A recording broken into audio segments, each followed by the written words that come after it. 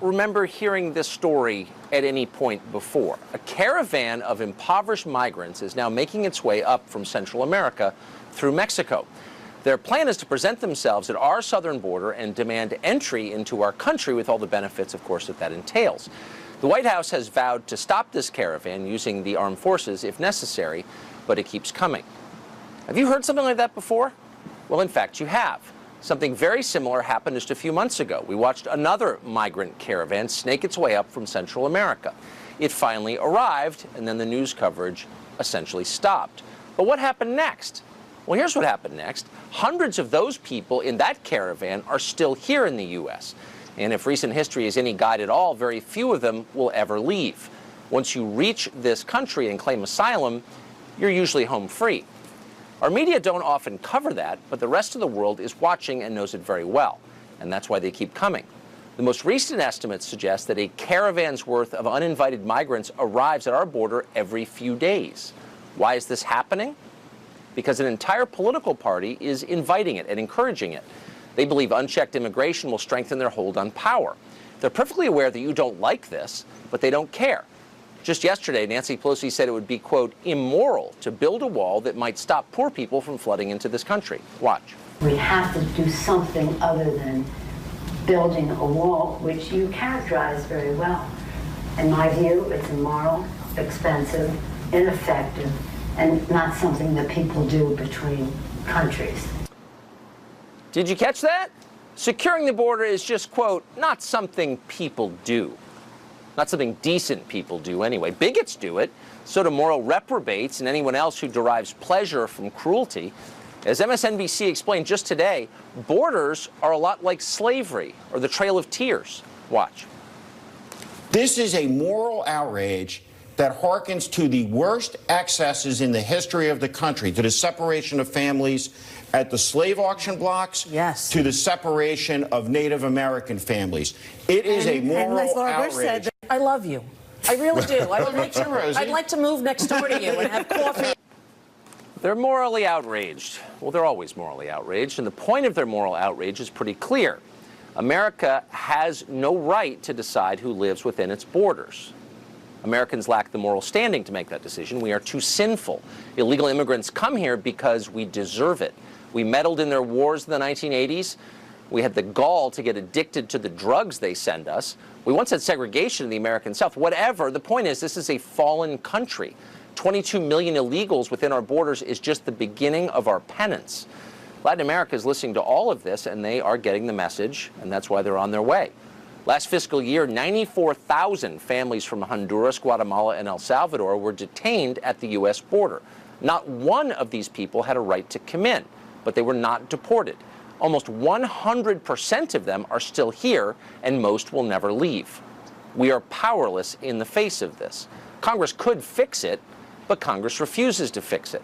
The system is broken by design. Voters know this, of course. It's one of the main reasons they voted for Donald Trump 2 years ago. They don't hate immigrants, obviously, but they do believe America has a right to decide which immigrants to admit. All countries have that right, don't they? That would be an interesting debate. The Democratic Party and their lackeys in the media don't want to have that debate because they know they would lose. So instead, they try to bully the population into silence. The GOP argument on immigration isn't one that's optimism-based. It's fear-based. This is a scare tactic, right? This is the president. This immigration is a scare tactic he's using to rev up his supporters. When you talk about caravan, you're talking about white anxiety. You're talking about old white man angst. And so when they bring up the caravan, that's all we need to do is to bring up the pictures of children being separated from their families. In other words, shut up, racist. Well, you probably heard that before, too, like every day for the last 2 years.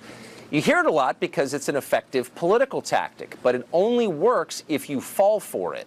You should not fall for it. Most Americans are not racists, not even close. They're decent people. They love their country, they want their country to continue, and they know that will not continue without real borders. Max Burns is spokesman for Robert F. Kennedy Human Rights, a group that campaigns on behalf of migration, and he joins us tonight. Thanks a lot, Max, for joining us tonight. So, sort of a macro question first. You acknowledge this is a democracy, and democracies over time probably ought to reflect the will of the people who live within them. The majority of the population overwhelmingly thinks Americans have the right to determine who comes in from other countries. We don't have that right. It's demonstrable. Isn't this anti-democratic, the system that we have now? I don't know that anyone's arguing that we have to take people in. This is, Tucker, a simple question of enforcing the laws that we already have. I mean, if people like Barry Goldwater and Ronald Reagan and George W. Bush could make the distinction between an immigrant and a refugee, I think it's well within the capability of Congress and the president to make that same distinction today. But we're not making that distinction. And that's the reason that of the last caravan, as you just heard, which was several months ago, almost every single member who made it within our borders is still here. We're not enforcing our own laws, and that's why we have upwards of 22 million illegal aliens within our borders. The outline's really simple. We don't have control of who's coming in or out. And it's hard to contest that when the numbers are universally acknowledged.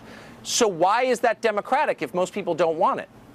I think it's strange that the people talking about law and order don't want to enforce, say, the Refugee Act of 1980, which was unanimously passed by the Senate. Unanimity, not something we're used to today. And who don't want to follow the process that's enshrined in our own domestic law to grant at least the application and the right to plead a case for asylum at the border. That's in the law. The problem is that process is not being followed. Well, it's not, as you know, and I think your argument is disingenuous because you know, because you work on this issue, that the overwhelming majority of people are released within our country and never go before a judge and just stay here. And again, that's why we have 22 million. So when illegals in this country right now, it's part of the reason. So if you see a migrant caravan coming of people who have no documentation and no right to be here, it's a little concerning when the left says, well, wait a second, we deserve them because we meddled in their countries in the 80s, or we take the drugs they send us. The point that you're making and others on the left are making is this is our punishment. No, which is what you Tucker, clearly think. You're a supply and demand conservative. You know that there can't be demand without supply. There can't be supply without demand. It's not like this is a one-way street. These are drugs that we are obsessed with as a nation due to a failed war on drugs. And there is something to be said for the fact that we have created this gang violence, this political instability in Honduras and Guatemala. We've created it. Through this addiction we have to drugs, and yet we are so hesitant to acknowledge the human cost that's marching toward us. No, I guess I'm not hesitant to acknowledge the human cost. I'm struck by your hesitance to acknowledge the over 50,000 Americans who died last year of drug ODs. Where do they figure into this moral equation of yours, where we deserve to be invaded because we take their drugs? What about the families of the 50,000 who died? How much time do you spend thinking about them? All the time. I think they would be much better served using that money we want to spend on a wall for opioid prevention, opioid education, and to rethink this entire country's addiction to heroin, crystal meth, to marijuana. Come on, Tucker, that's more useful than a wall. Wait. A wall might stem some of the flood of illegal drugs, not all, but some that would save American lives. But that's not a concern to you because why? Because these people You're are against seeking, the wall because you believe it would work. Because the people in this caravan are seeking asylum status. They're not drug runners. All the pictures that are up right now on the TV are of them checking in at police stations. You don't know who they are, actually. You have no idea who they are, and neither do I. Which is why we have a process for hearing their asylum claim. That's why we have a vetting process. But the macro point is, why do not, hold on. You know as well as I that a wall would give us some control, physical control over our borders. It works, which is why you hate it. Why would you argue against the right of a sovereign nation to determine who comes in? Why? What is your motive in that, honestly? I think the drugs, you would agree, are going in under the wall and over the wall and on sea routes, not so much through a point of entry like McAllen, Texas. I'm not sure we know that, but people are certainly going on foot, and a wall would stop some of them. Why would you oppose that? There was a report on Fox just the other day of a gigantic air-conditioned drug tunnel with a little mini subway in it. So you can't say that it's not like they haven't figured out how to get around a wall. Yeah, so you just want to save our institution, also in California, and he joins us tonight. Professor, thank you very much for coming on. I'm fixated on the moral argument here, beneath the policy argument, which is that the United States has no moral standing. The left is saying this. Pelosi said it. The guest I just talked to has said it. We have no moral standing. We have no right to determine who comes into our country because our history is just so bad, so awful, so sinful. What do you make of that argument?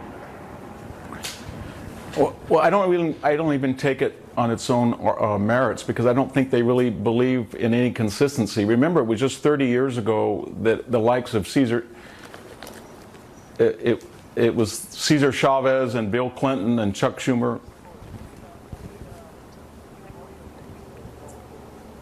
Who were making the case? They were right.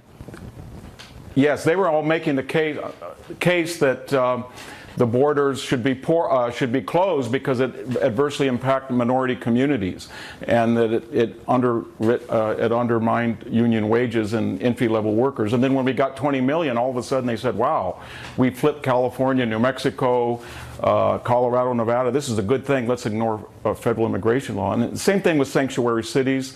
They're good now because it fulfills a useful agenda. But believe me, if Alabama and Montana and Utah said, you know what, in our jurisdictions, in our state, we don't want to adhere to federal orders about gay marriage or the Endangered Species Act or federal handgun registration, then all of a sudden that would be nullification and neo-Confederate in the eyes of the left. It's the Kavanaugh hearings all over again. Remember, in the nanosecond, we were going to throw out 238 years of American jurisprudence because it didn't coincide with an agenda for the Supreme Court. And then afterwards, suddenly the good blue wall electoral college that helped Obama get elected had to be jettisoned because it crumbled and gave Trump the election. And senators were wonderful from small states, the same as big states, because Obama had a supermajority in the Senate, and then that was bad. And the 9 justices were good since 1869, and suddenly they didn't flip like they usually do in a Republican. And so it's whatever is useful. The law is fluid and adaptable. It's about power, Tucker. It's not about the respect for the law and the abstract. You're exactly right. And I think a lot of us, including me very often, are far too literal and take these arguments as if they're sincere, which they are not. Professor, thank you.